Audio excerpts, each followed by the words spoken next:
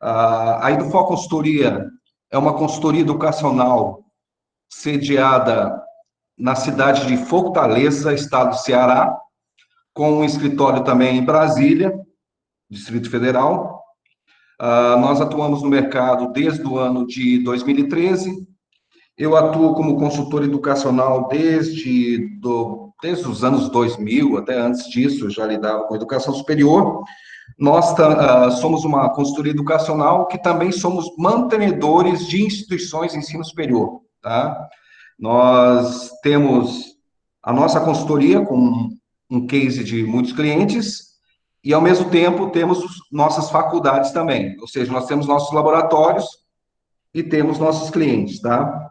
Então, nós levamos a educação muito a sério, porque além de termos que lidar com os nossos clientes e fazer com que eles consigam obter sucesso na educação superior, nós também temos que obter sucesso com as nossas faculdades e demonstrar que é possível se fazer educação superior no Brasil com sucesso e se conseguir, tá, com grandes esforços, evidentemente, devido a N fatores relacionados à crise e demandas de mercado, conseguir levar em frente a educação superior, seja por vocação, seja por negócio, tá? E nós adentramos agora num contexto, fizemos alguns webinars, esse já fizemos alguns outros, tá? No meio dessa pandemia, nós deixamos de limitar nossos debates unicamente com os nossos clientes e passamos a expandir as nossas discussões, inclusive, tá? Eu já deixo esse canal aberto, nós temos no nosso site um novo canal que se chama Consultor Online. Então, qualquer instituição de ensino superior, agora, nesse momento, está aberto o canal. Não precisa ser nosso cliente para poder tirar uma dúvida imediata, tá?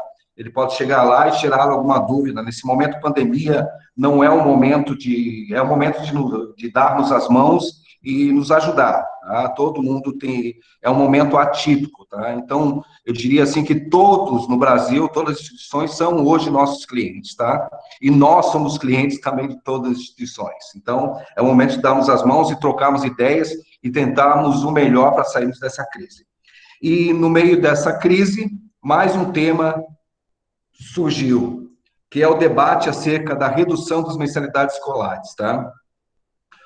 Esse é um tema que está efervescente, todos têm visto isso todos os dias, seja nas redes sociais, seja na internet, seja na televisão, vocês estão vendo esse debate todos os dias e todas as instituições de ensino superior no Brasil estão sofrendo na pele isso, ok? Primeiramente, eu preciso contextualizar para vocês o que está acontecendo, tá? Isso é um levantamento até até há uns 2 dias atrás, tá? Esse cenário já pode ter mudado, tá? Até uns 2 ou 3 dias, tá? Nós tínhamos 32 projetos de leis, tá? No Congresso Nacional, tá? Em tramitação. 32 projetos de leis, tá? Em tramitação no Congresso Nacional. E mais ou menos 44 projetos de leis estaduais, em nível estadual, tá? Em nível estadual, divididos entre os 18 estados da federação, tá? A fonte disso, tá? Vocês podem encontrar isso, tá? Tá aí o link, tá? E depois a gente pode passar isso lá pelo consultor online no nosso site, tá? A fonte disso é a Anub, tá? E a Eleva Educação, tá? Esses grupos, tá? As associações de mantenedoras, tá? Estão com várias discussões e vocês podem encontrar um material riquíssimo, tá? Sobre essa discussão que vamos ter, tá? Vocês vão encontrar muita coisa lá, tá? A nossa discussão vai estar centrada num aspecto mais prático, não num aspecto tão ligado à legislação, à constitucionalidade ou não disso, tá? Nós vamos estar ligados mais a um aspecto prático disso, ao nosso cotidiano, tá? Os PROCONs também, tá?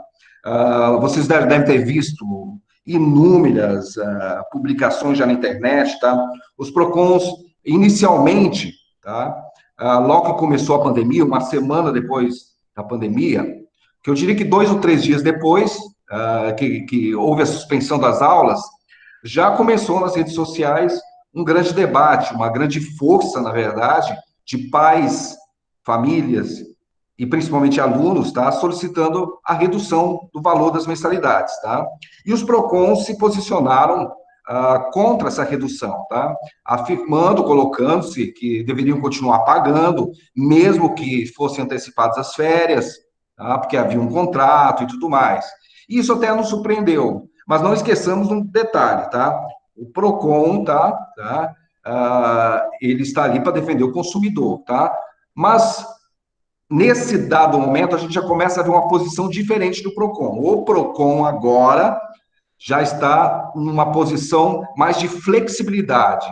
O PROCON já está conduzindo as coisas e falando, gente, tá? A instituição de ensino, pais, alunos, o caminho nessa crise é o diálogo, a flexibilidade, dialoguem, cheguem a um acordo para não chegar à questão judicial, tá? Acordem tudo antes, tá? Não é necessário chegar, não é um momento para se estabelecer questões judiciais. Vamos pegar e vamos chegar a um acordo. Então, esse é o posicionamento do PROCON nesse dado momento, tá? As redes sociais, por sua vez, eu diria que está num período de ebulição, tá? E é o momento em que surgem todos os tipos de aspectos, desde aproveitadores, tá?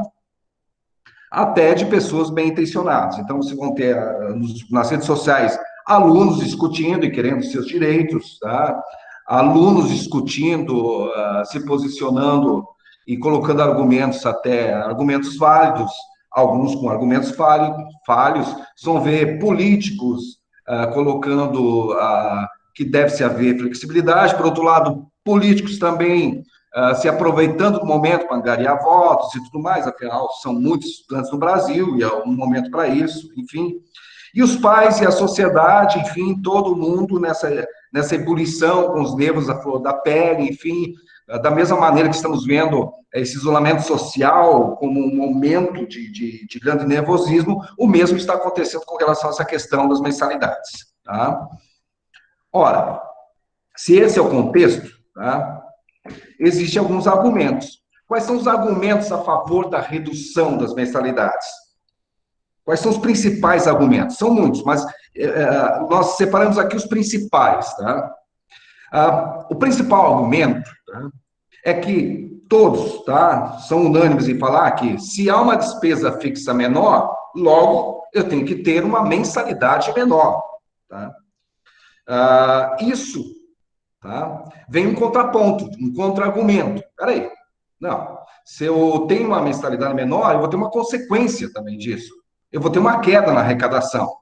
E essa queda na arrecadação vai ser repassada na forma de desconto no salário de professores e colaboradores. E aí, então, vem o outro contra-argumento. A população também teve queda na arrecadação. Tá? Por outro lado, o governo federal também proporcionou políticas, tá, para que se preserve os empregos, para que se diminua os custos trabalhistas e tudo mais. Então, se criaram várias celeumas no meio disso. São argumentos contra argumentos de um lado, e não se saiu dessa roda, não se saiu disso. Ao mesmo tempo, eu tenho também os argumentos contrários à redução. Tá? Ora, quais são os principais? Houve a necessidade de uma implantação emergencial do sistema remoto de ensino. A maior parte das instituições brasileiras, mesmo aquelas que já estavam preparadas para a educação à distância, tiveram que, naquele momento, para o ensino presencial, encontrar uma maneira de continuar ativos com suas aulas presenciais. Tá?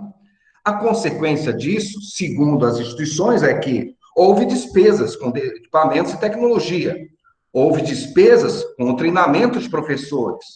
Também tivemos que continuar com a manutenção dos empregos de professores e funcionários. Com isso, também houve uma queda na arrecadação, com um aumento substancial da inadimplência e da evasão. Nós vamos ter uma grande evasão e vamos ter uma grande inadimplência.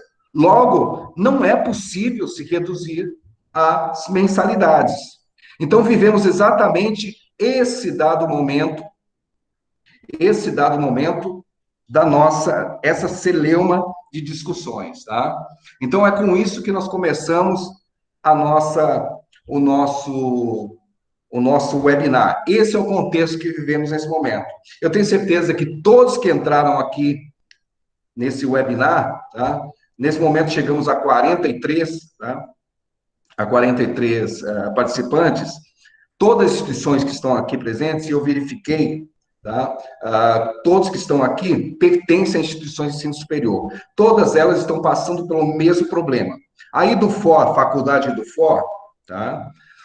Está passando pelo mesmo problema também. Quer dizer, estávamos, não estamos mais. Não estamos mais, tá? E depois a gente vai explicar o porquê não estamos mais passando por esse problema, tá? E depois nós vamos explicar também o porquê que tomamos uma medida diferente, que talvez, ao primeiro olhar de vocês, possa até ser criticada, tá? Até possa ser criticada. Mas depois vocês vão entender o porquê, que o nosso posicionamento, por vezes, se parece muito ao posicionamento do PROCON, tá? Eu deixo um pouquinho a palavra para que eu possa tomar água, para o professor Gil dar um pouco de continuidade a isso, Gil. Basicamente, é esse o contexto que estamos vivendo, né, Gil? Sim, sim. Boa Apresenta o tarde a Gil, até todos. presente, por favor, Gil. Boa tarde a todos. Está dando para me ouvir bem? Tô ouvindo, sim. Eu sou o professor Gil, como o professor Malvio iniciou, tá? Eu sou consultor aqui da EduFor também. Já temos uma parceria de trabalho de alguns anos. Depois da minha fala aqui, o professor Josué também vai enriquecer aqui esse debate, tá? Dando continuidade. Bom, o professor já apresentou alguns pontos muito importantes nesse debate, nessa discussão, tá? Queria acrescentar aqui algumas coisas. Primeiro, a gente não sei se a sociedade, os alunos, os pais estão vendo o quanto a instituição está lutando para sobreviver. Não sei o quanto a instituição está lutando, né, está buscando forças para poder reagir a esse momento, tá? E não tem como não reagir se não tiver com esses compromissos dos alunos assim cumpridos, né, essas mensalidades. A instituição ela está pagando um ônus muito grande por essa mudança, por essa adaptação ou readaptação. Como o Malvio bem falou, nós tivemos aí de quinta-feira até domingo, né, da semana, ou seja, o prazo que saiu a portaria 343 naquele período, para poder criar uma estrutura ou adaptar mesmo a estrutura que já tinha, para que pudesse ofertar as aulas, as atividades remotas naquele período. Né, mais ou menos 5 dias. Então, foram manhãs e noites que as instituições investiram na tecnologia que já tinha, nos recursos já disponíveis, tiveram que trazer, adquirir outros recursos, capacitar professores, capacitar a equipe, sensibilizar os alunos, investiram muito, estão ainda investindo muito ainda nisso. Né? Não temos ainda um prazo que isso vai finalizar, tá? E, claro, então, nós estamos pagando, as instituições estão pagando, na verdade, esse ônus dessa mudança, dessa adaptação. Né? E acho que não se está vendo isso, tá? Nós já conversamos em outro momento aqui, o quanto a instituição, aliás, as instituições podiam sair da discussão somente com os alunos e levar isso para a sociedade. Levar para a rádio da cidade, para a televisão, para outros meios de debate, de formação de opinião, e participar e demonstrar o quanto estão vivendo, a fragilidade do momento, e dessa forma tentar sensibilizar e aproximar mais o aluno. Acho que mostrar essa realidade, mostrar que está trabalhando junto, tem essa parceria. Então, acho que isso vai contribuir, né, nesse momento que parece de distanciamento, né, dos interesses, tá? Desse de convencimento de que a atividade remota ela não precisa perder valor, pelo contrário, a gente está no momento exatamente de demonstrar o quanto nós podemos fazer uma educação híbrida de qualidade. Acho que é uma oportunidade para as instituições, né, demonstrarem isso. Mas isso não custa R$19,90, né? Você não compra ali no mercantil, ali no mercado aqui da praça. Você precisa exatamente estar substanciado, ter um apoio, ter um aparato, e aí você precisa exatamente repensar essa relação dos alunos para poder fortalecer, né, e manter, na verdade, esses recursos em dias. Olha só, um detalhe bem importante que o Gil colocou, de uma hora para outra nós tivemos que alterar nossa realidade. Eu afirmo para vocês, eu lido com educação superior desde a década de 90. Desde a década de 90, eu comecei a lidar com processos do Ministério da Educação, tá? Com credenciamento de faculdades, logo depois da abertura para a iniciativa privada, logo após a abertura do governo Fernando Henrique, logo após LDB, tá? Sou quase do período Jurássico. E uma coisa lhes afirmo, tá? Eu nunca vivi um momento como este. Nunca, nunca. Tá? Passei pelo momento da fase que foi constituídos sinais, que saímos do sistema Sapiens, do sistema IMEC, em que se criou um instrumento de avaliação, não existia, antes tinha aquele atende e não atende, depois começamos a ter notas de 1 a 5, mas nada se assemelha ao momento que estamos vivendo agora. E vou lhes dizer uma coisa categórica. Tá? Nunca mais a educação superior no Brasil será a mesma depois dessa pandemia. Nossos alunos não serão mais os mesmos. Isso vocês podem anotar. Nossos alunos não serão os mesmos alunos quando retornarem às aulas presenciais. Eles já não são os mesmos hoje. Professores não serão mais os mesmos. Porque nós não somos mais os mesmos. Eu determinantemente, eu cheguei à conclusão que esse isolamento social, esse período que eu fiquei em casa, a maneira como eu estou lidando com a tecnologia, a maneira como eu estou lidando com a vida, está me demonstrando que eu não sou mais a mesma pessoa. Nossos professores não serão mais os mesmos. A educação superior não será mais a mesma pós-pandemia. E isso tem que ser levado em consideração. Nós temos que verificar qual é o custo disso. E aí eu coloco agora em voga uma outra questão, que a maioria de vocês deve ter vindo aqui para receber uma resposta. Professor Malveric, afinal de contas, nós devemos ou não baixar a nossa mensalidade? Aliás, nem é essa a pergunta. Eu tenho certeza que a pergunta maior de vocês não é essa. A pergunta maior de vocês é legal ou ilegal pedir que eu baixe a mensalidade? Porque esse é o maior questionamento dos mantenedores desse dado momento, de que vem alguém a cobrar que baixe a mensalidade e ele possa dizer, não vou baixar porque existe lei tal e lei tal que me sustenta e eu posso muito bem ficar com a mensalidade e ser inflexível. Vou manter minha mensalidade porque estou calçado pela lei. Eu tenho certeza que a maior parte de vocês espera uma resposta dessas, mas não é essa resposta que nós vamos dar aqui, por uma razão muito simples, porque este não é o momento para esse tipo de posicionamento. Se nós estamos no momento de transformação da educação, é o momento também de transformarmos o nosso modo de lidar também com os nossos alunos e o nosso olhar em relação à nossa gestão, o nosso modo de olhar para a educação. Isso fez com que nós vislumbrássemos uma coisa diferente na EduFor. E quando eu falo EduFor, entendo nesse momento não a consultoria EduFor, para não causar confusões. Neste momento, a faculdade EduFor. A faculdade EduFor, ela tem 2 anos, ela foi credenciada há 2 anos. Ela tem hoje 1.500 alunos, tá? Ela está na cidade de São Luís. Há 2 anos, a cidade de São Luís já tinha muitas faculdades, etc. Todos os grandes grupos já estavam em São Luís, etc. Mas nós chegamos ao número de 1.500 alunos 24 meses depois do credenciamento. Tá?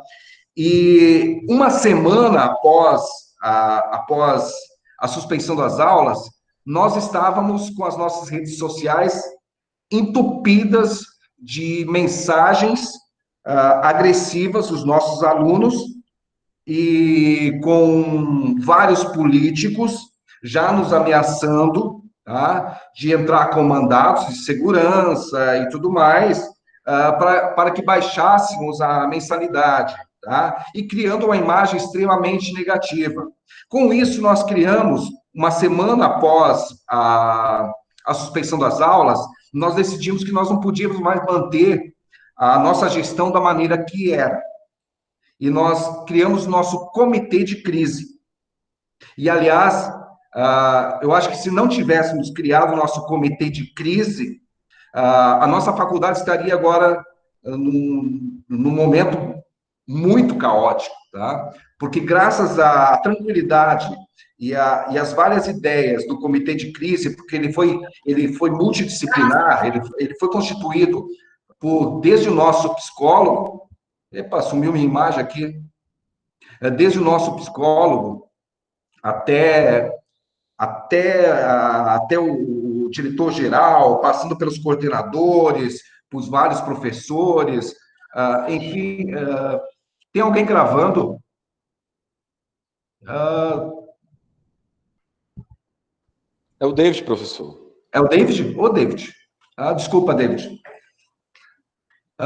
Se não tivéssemos criado esse comitê de crise, nós estaríamos perdidos.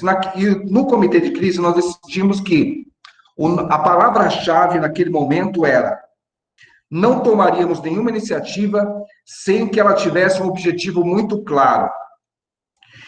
Eu não baixaria a mensalidade e nem ficaria inflexível se eu não tivesse um objetivo claro. Se eu ficar flexível, por que eu quero isso? Se eu baixar, onde eu quero chegar ao baixar a mensalidade ou não baixar? E aí nós chegamos à conclusão, o que nós pretendíamos com isso? Aí nós começamos a verificar qual era o sentido de baixar ou não baixar a mensalidade. E nós fomos verificar o que seria a pertinência disso. E nós começamos a olhar para além disso, além do valor da mensalidade. Tá? O que significava naquele momento a redução da mensalidade. A mensalidade não era apenas o valor de baixar o valor da mensalidade para o aluno. Era qual era o valor do aluno para nós naquele momento. Mesmo o aluno inadimplente, qual era o valor dele?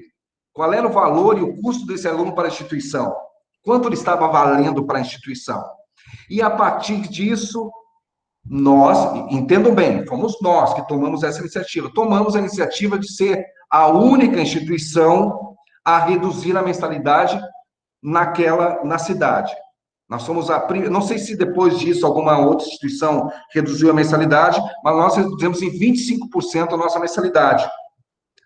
Que foi um motivo de descontentamento, eu não sei se ocorreu no caso de você em São Luís, mas eu li pela associação de alguns estados e algumas cidades no país, algumas instituições, algumas associações não entendem como momento para reduzir. Né? Isso causou, inclusive, um descontentamento entre as instituições naquelas regiões. Isso causou também, com a gente também, creio que causou um certo descontentamento, tá? Diria nas relações institucionais, entre instituições, tá? Entendam isso. Mas a nossa relação com os alunos, tá?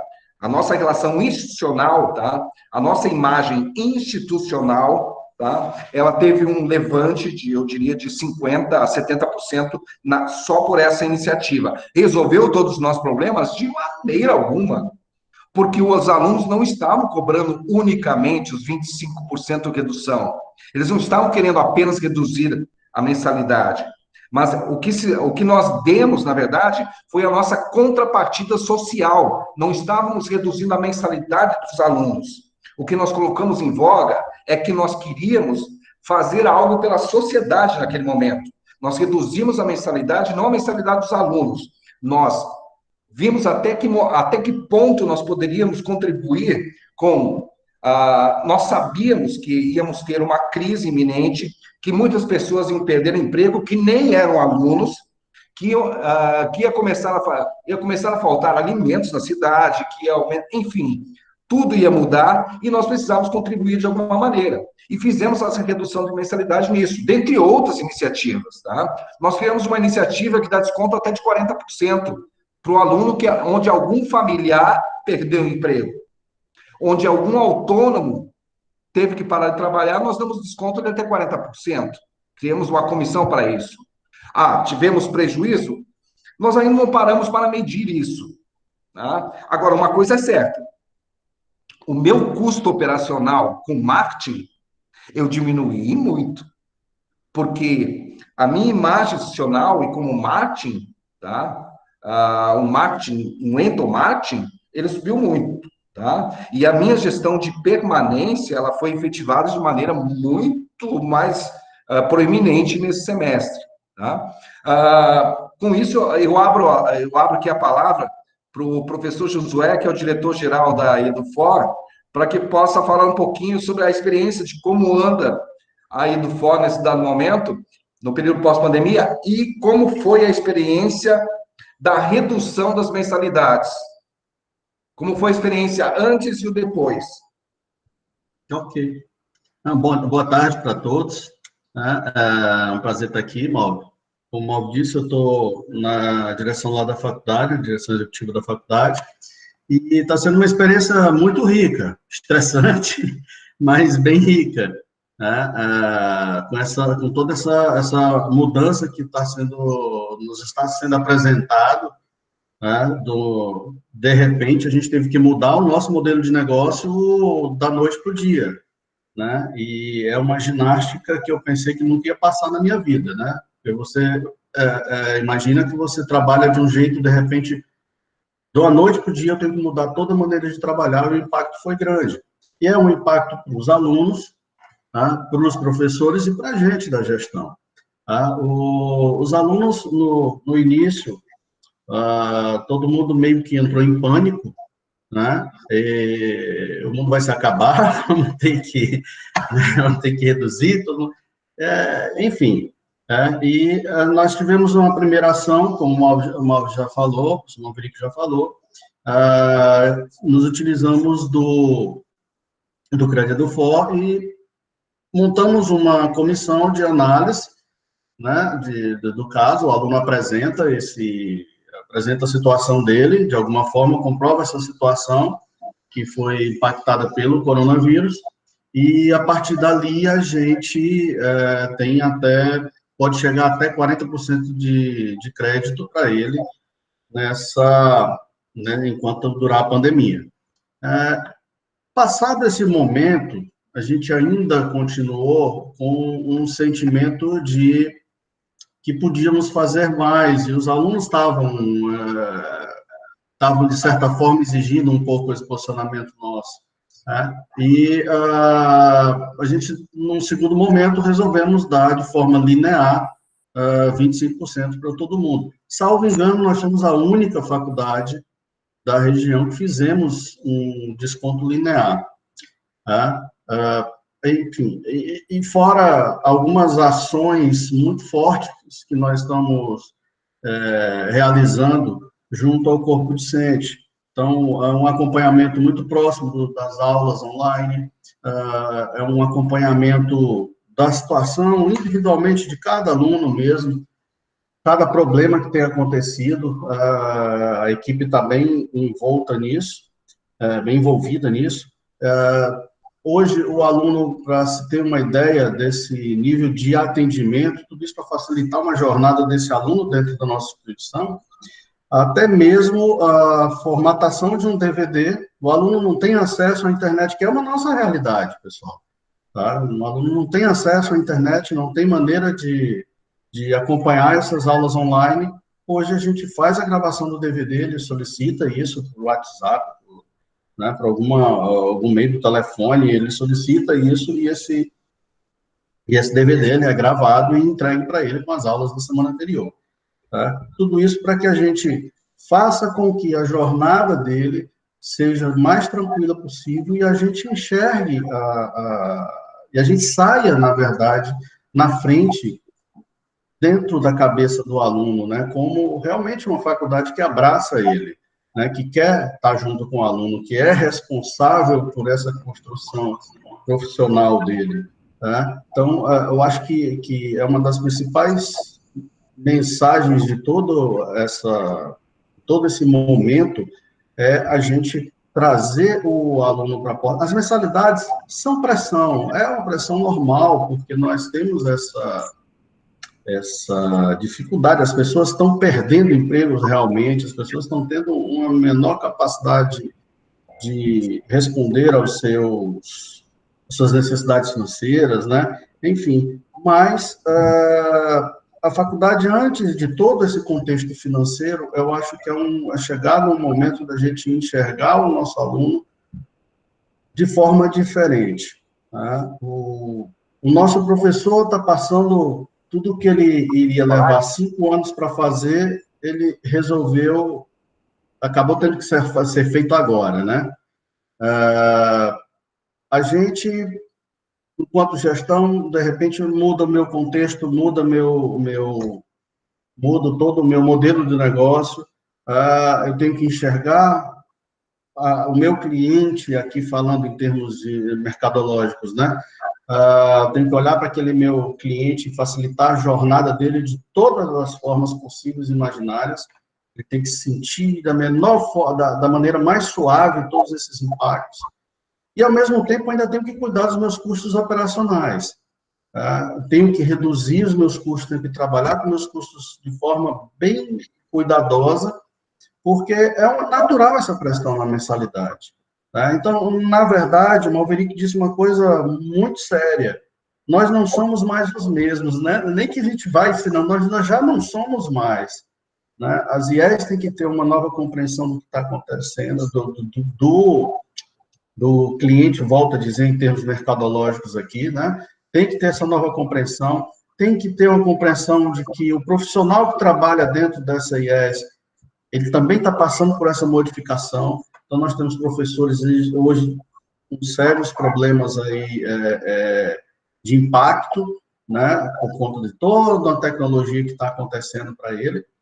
E a faculdade, ela tem esse lado da responsabilidade social. A gente tem que apertar um pouco, nós apertamos, sim, nossas margens, né? Nós apertamos os nossos custos.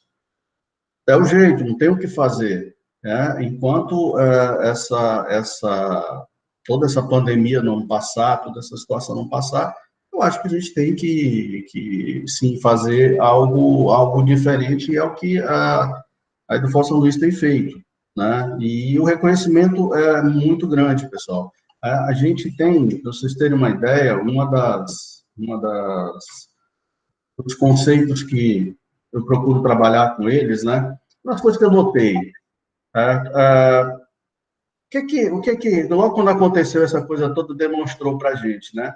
Primeiro, a gente tinha uma cultura o aluno tinha aquela cultura sempre, quando vê essa história do desconto, é a cultura do levar vantagem. Tenho que levar vantagem. Então, mesmo eu não tendo nada, necessidade nenhuma, eu quero um desconto. Por que não? Porque eu quero. Isso é bem nosso, né? Bem brasileiro mesmo. Né? Aliás, eu nem sei se é brasileiro, mas enfim. Né? Mas tudo isso porque a gente nunca se preocupou muito com a história de fazer com que o aluno entenda que ele é um grande parceiro. Esse tipo de aluno, ele não estava vestindo a camisa, né? Falta um pouco esse sentimento de pertencimento. E isso a gente precisa desenvolver, né? Aí eu faço uma pergunta no meio disso, né? O que é que estamos proporcionando diferente nessa jornada do nosso aluno? Essa foi a nossa preocupação, por isso nós desenvolvemos algumas ações, como alguém já citou algumas, tem outras. Então, assim, todo o material é disponibilizado via online, a gente manda DVD para casa do aluno, os coordenadores estão ligando para os alunos que não estão acessando o ambiente virtual, ver o que é que está acontecendo. Isso, ou seja, uma ligação muito mais íntima, né? Então, isso eu chamei da área de um pouco de oportunismo, toda essa parte, né? E a Edufol a gente montou nosso comitê de crise, como o Malverick falou, e com algumas certezas, né? Primeiro, certeza que nós teríamos, a partir dali, restrição financeira maior do que nós já tínhamos. Segundo, é que a incerteza nunca foi tão certa. Nunca foi tão certa que estamos vivendo na incerteza. A leitura de Edgar Morin numa hora dessa é fantástico, né? E o segundo é a cultura do pânico. Né? São verdades que a gente tem hoje, está todo mundo meio que a história de um pânico geral, né? E em função disso, a gente começou a fazer alguns trabalhos. Nossa campanha de endomarketing, né? Que é exatamente para trazer esse pertencimento, né? A campanha de ajuda financeira, utilização do crédito Edufol, comissão de análise caso a caso. esse crédito do FOP, pessoal, ele é caso a caso, aluno a aluno. Ele solicita, coloca alguns comprovantes, tem toda uma historinha, e pode chegar até 40% das mensalidades, né? Junto disso, também, outra ação, o acompanhamento. Esse é um assunto sério que nós tomamos lá na faculdade, que é o acompanhamento, eu digo acompanhamento milimétrico das aulas. O professor Malverick hoje escreveu um artigo muito interessante em que ele fala da exposição que nós tivemos com professores a partir de agora, quando nós passamos a ter nossas aulas gravadas, quando nós passamos a ter aquele nosso momento que antigamente era só nosso, tinha a proteção das 4 paredes da sala de aula, ele caiu, e agora a gente está se expondo, os professores estão se expondo. E a gente começa a ficar preocupado quando a gente olha esse detalhe, do nível de exposição, né? E isso é uma preocupação que nós tivemos. Então, olhar no detalhe essas aulas, né? Treinamento de professores, isso é imperioso, né? O treinamento do pessoal, do atendimento, entra nesse problema da jornada, entra no problema do pertencimento. Então, o pessoal de atendimento tem que estar pianinho, né? Tem que saber o que está fazendo, tem que entender o negócio que a gente está. Não adianta eu colocar qualquer um para atender o aluno, né? O olhar, o que se colocar é o que a gente chama de customer centricity, né? A gente ter a ideia de colocar o cliente no centro das atenções. E é a verdade, tá? Ele tem que estar no centro. Eu digo que a gente não tem que ter o olhar no cliente, a gente tem que ter o olhar dele. Eu tenho que entrar no lugar dele e entender o que está acontecendo. Porque não adianta só eu estar olhando para o meu cliente, pode ser que eu não esteja entendendo o que ele está querendo me dizer. Então, eu tenho que inverter isso, eu tenho que ter, na verdade, o olhar que ele tem, né, para entender esse olhar. Tá? A gente fez o desconto linear de 25%, né, dando continuidade aqui, e as ações de engajamento online que eu já citei para vocês. Que é a disponibilização do DVD, de materiais gravados, disponibilização do material para download. Tá? Então, assim, eu vejo que é uma pressão dentro desse contexto natural. Eu acho que chega a hora realmente de nós trabalharmos individualmente, aluno a aluno, situação a situação. Não dá mais para a gente passar a régua e dizer que não, todo mundo é assim. Então, o atendimento ele se torna muito mais personalizado. E é isso. Eu acredito que a gente vai desenvolver, na verdade, novas práticas dentro das IES com relação... Nunca foi tão importante se falar de atendimento, de marketing e gestão dentro de uma situação tão caótica. Josué, a Rosiele, tá? Chiarato, acho que é assim que pronuncia, ela colocou aqui no chat aqui uma pergunta: que comprovantes que a gente está pedindo ao aluno para que a gente determinasse até que ponto a gente daria desconto. Rosiele, tem que deixar bem claro dois aspectos bem importantes, Rosiele. O primeiro é o seguinte: há 2 tipos de descontos, tá? Um é aquele linear, que é esse que os projetos que eu citei no começo do nosso webinar, que são esses projetos de leis que estão tramitando no Congresso Nacional, nas assembleias estaduais, esse monte de projetos de leis. Olha, vamos chegar a centenas até o final da pandemia. A gente talvez chegue a uns 200 projetos de leis, tá? Se algum vai ser aprovado, Rosiele, não tem como saber. Mas os projetos de leis, todos eles prevêem descontos que variam de 30% até 50% das mensalidades das escolas, tá? O que acontece? Esses projetos de leis querem linearizar. Então, por exemplo, a minha escola aqui do Rio Grande do Sul e a escola lá da Amazônia vão ter que dar o mesmo desconto. E é aí que eles não estão conseguindo encontrar, é por isso que estão sendo barrados esses projetos, é aí que está a maior insegurança jurídica e o maior problema de tudo. Por quê? Uma razão muito simples: os custos operacionais, existem escolas de um tamanho e escolas de outros. Eu tenho escolas, por exemplo, que tem balé, que oferta alimentação, eu tenho escola que oferta apenas a aula, tem um determinado custo, eu tenho faculdades que oferta, que tem determinado custo, tá? E tem faculdade que tem pesquisa, que tem bolsa de pesquisa, etc. Tem faculdade que não tem, só lida com o ensino. Então, eu tenho custos diferentes. Então, eu não posso linearizar isso. Então, quando nós colocamos que isso dependia de cada instituição, eu estou dizendo que depende da situação de cada instituição enfim, a gente nem está dizendo que qualquer instituição deva dar o desconto. Nós só colocamos aqui o exemplo da Edufor, que a Edufor deu por razões específicas. Então, são dois tipos de desconto. O primeiro é o linear, esse que nós demos para todos os alunos.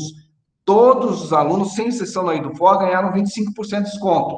O outro é o programa, que o aluno pode ganhar até 40% de desconto, que vai ser pago lá no final do curso, que nada mais é do que um crédito, tá?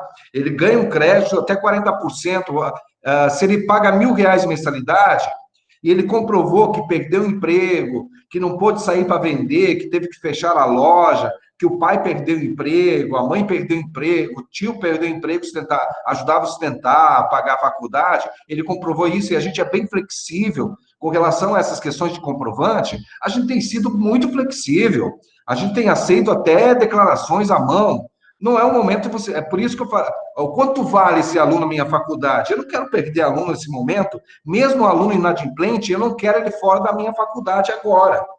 Eu quero ele sem pagar, mas dentro da minha faculdade. E eu não quero que ele pare de estudar.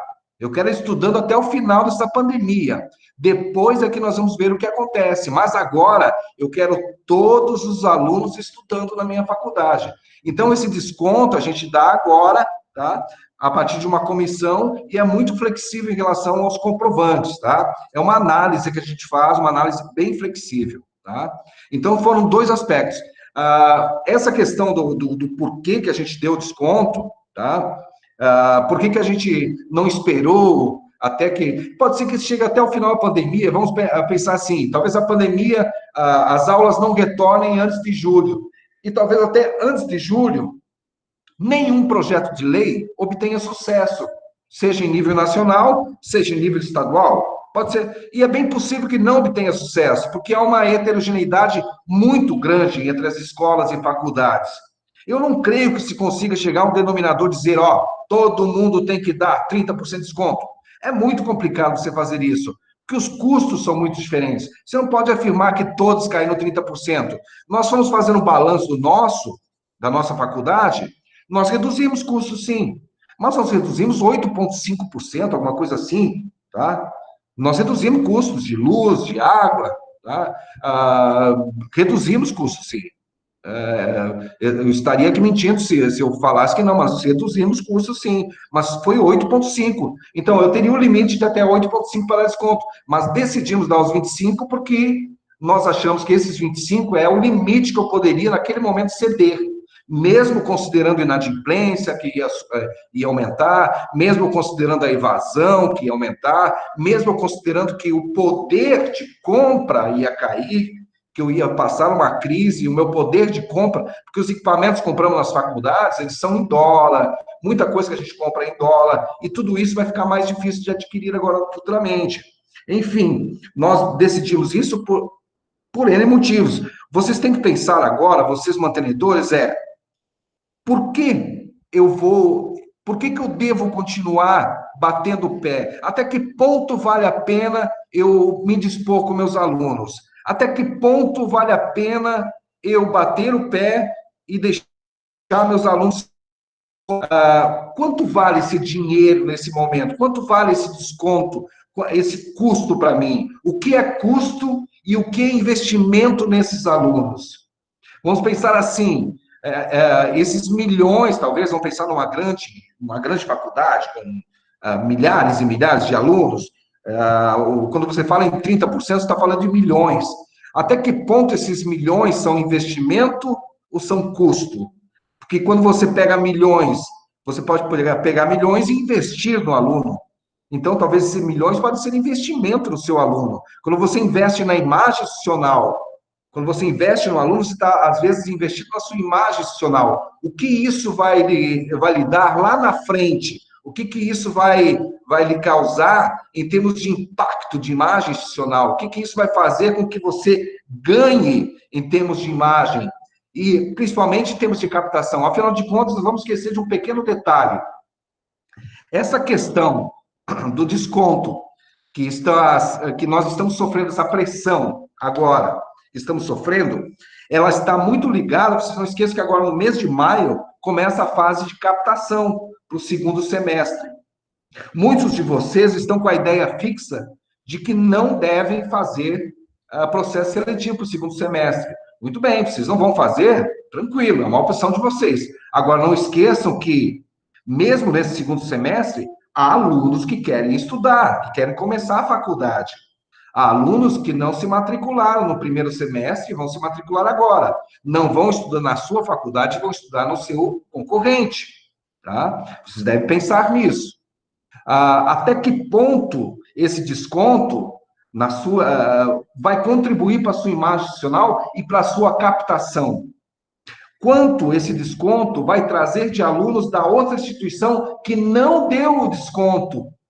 Vamos pensar assim, o seu concorrente não deu desconto, os alunos estão descontentes, você deu 30%. Quantos alunos você vai captar? Qual a relação entre os alunos que você vai conseguir captar, transferir desse concorrente para você, e quantos vão ficar na outra instituição? Sei que não é apenas o preço da mensalidade que transfere um aluno de uma instituição para outra, mas em momentos de crise, o dinheiro, o preço das mensalidades, é um elemento é o elemento mais relevante. Em momentos de crise econômica, é o momento mais relevante na escolha de uma faculdade para outra.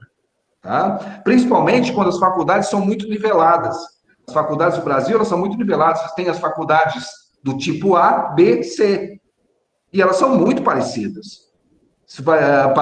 Elas são muito parecidas parecem linhas de produção, porque elas têm os mesmos professores trabalhando. O professor dá meio período numa faculdade, dá meio período na outra, trabalha o mesmo conteúdo, elas trabalham praticamente com os mesmos projetos pedagógicos, mas tudo igual.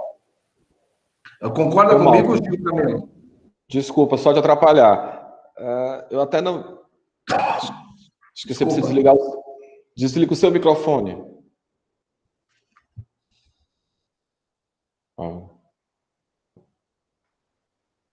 Me causa até uma estranheza esse descontentamento das instituições, né? Até porque essa política de desconto, de apresentar descontos, é muito comum. À medida que a captação vai ficando mais difícil, lá chegando o início do semestre letivo, qual é a ação das instituições? O que é que elas fazem? Elas vão lá e baixam o preço da mensalidade, voltam a matrícula zero, diminui 70%. Então, assim, me causa estranheza esse descontentamento, quando, na verdade, elas se usam muito desse recurso no dia a dia, ou pelo menos no início de cada semestre. E agora estão todos batendo o pé, né? Estranho isso, né? É um cenário que a gente está vendo. Mas foi dito muita coisa, assim, eu queria só voltar a um tema aqui, algumas palavras que foram ditas aqui por vocês. Em determinado momento, né, o professor Josué falou sobre essa questão do oportunismo dos alunos. Sim, sabemos que sim, mas também há muito desconhecimento dos alunos. Sim, eu acredito, eu até insisto um pouco nessa fala do que falei há pouco tempo. Eu acho que uma palavra-chave, ou dentre outras palavras-chave nesse momento, é a transparência da instituição mesmo. Você falou, por exemplo, que nós não temos, até notei que nós tivemos somente redução de custo com água,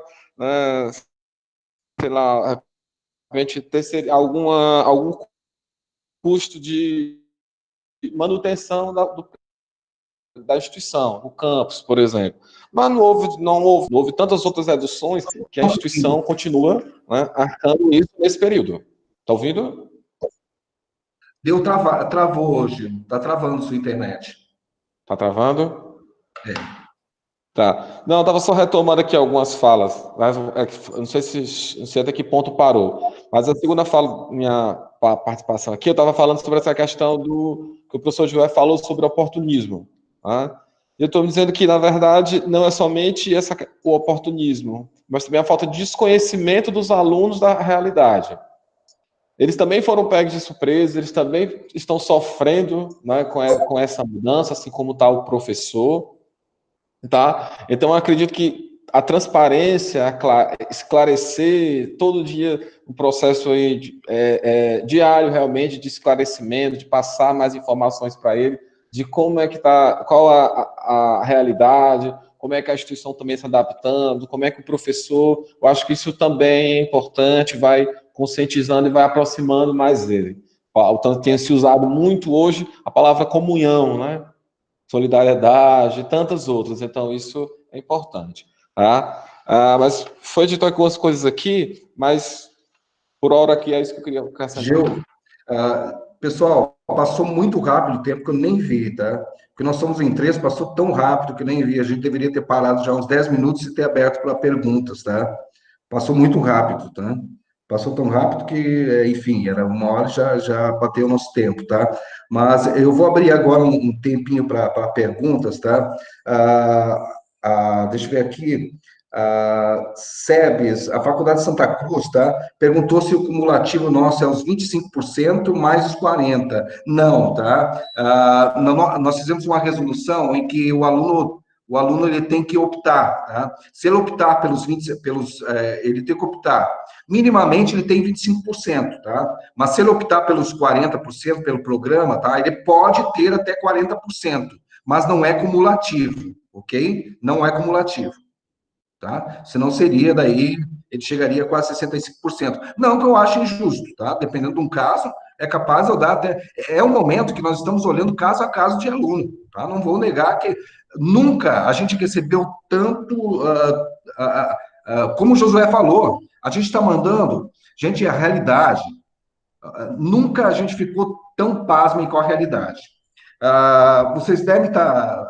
Vários de vocês aí de faculdades, as faculdades devem ter falado, meu Deus, como pode? Meus alunos estão se queixando que não conseguem acessar a internet, mas estão assistindo não é o nome do cara? O Lima lá, como é que é? O sertanejo lá, que bateu... sei lá, Gustavo Bruno Lima. Marrom. Como é que é o nome dele? Gustavo Lima. Esse é o Gustavo Lima, né? Mas assisti a live de 7 horas do Gustavo Lima, né?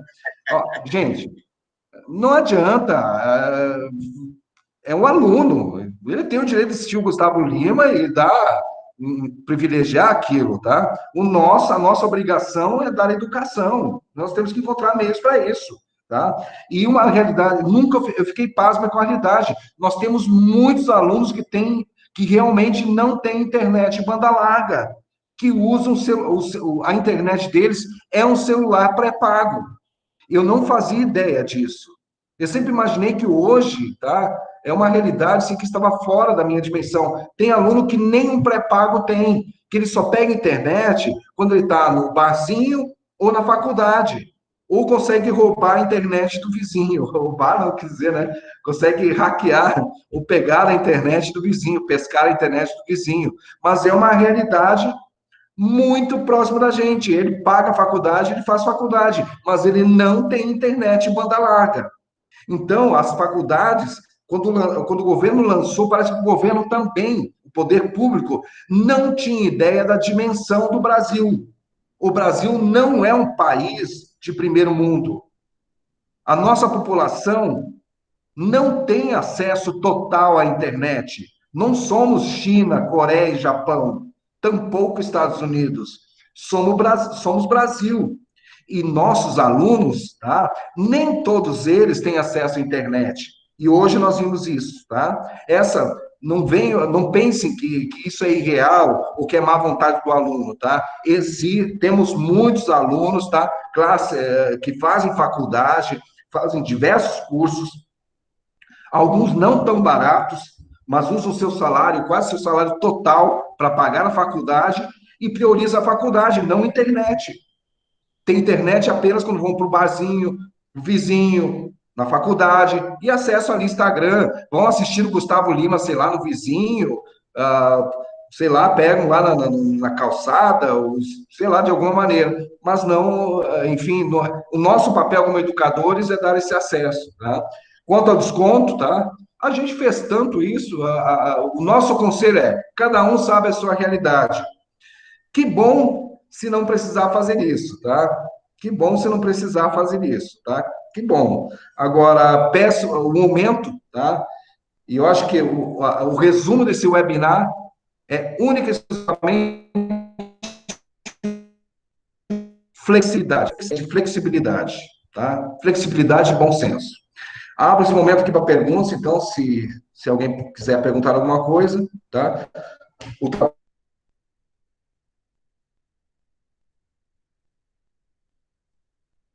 Está aberto.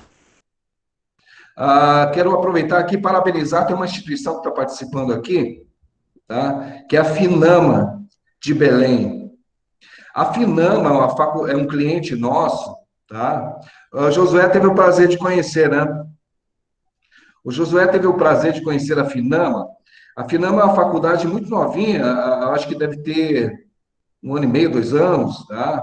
Tinha uma expertise de pós-graduação e agora tem graduação, odontologia, enfermagem, direito, e teve sempre um pé dentro da tecnologia. E tu sabia que a Finama, ela não precisou nem de 24 horas para começar as aulas remotas? Quando suspendeu as aulas, 24 horas depois, a Finama já estava com todas as aulas normais, Josué. Enquanto nós tivemos que esperar 1 semana para capacitar nossos professores, a Finama, 24 horas depois, já estava com tudo funcionando. Porque eles já estavam acostumados a isso. Já vem com preparo. Os professores já conheciam, né, essa dinâmica, já utilizavam esses recursos. Não deixe de ler os artigos que estão lá no nosso site, tá? Onde discutimos especialmente o período pós-pandemia, tá? Porque eu acho que está todo mundo muito preocupado com isso. Como será depois da pandemia? Porque agora é o momento só de apagar incêndio, tá? Todo mundo pensando em sobreviver e apagar incêndios. Como será depois da pandemia? O que vai acontecer com a gente, tá? Não deixe de ler os artigos que estão lá no nosso site. Sejam bem-vindos à Edufor. Uma boa sorte a todos nós e tenho certeza que esse momento vai passar, tá? Obrigado, gente, pela presença, tá? E aguardem outros webinars e outras discussões, tá? Espero que tenha sido proveitoso esse momento para todo mundo, tá? Obrigado, gente. Obrigado, Gil. Obrigado, Josué. Um abraço. Bom trabalho, gente.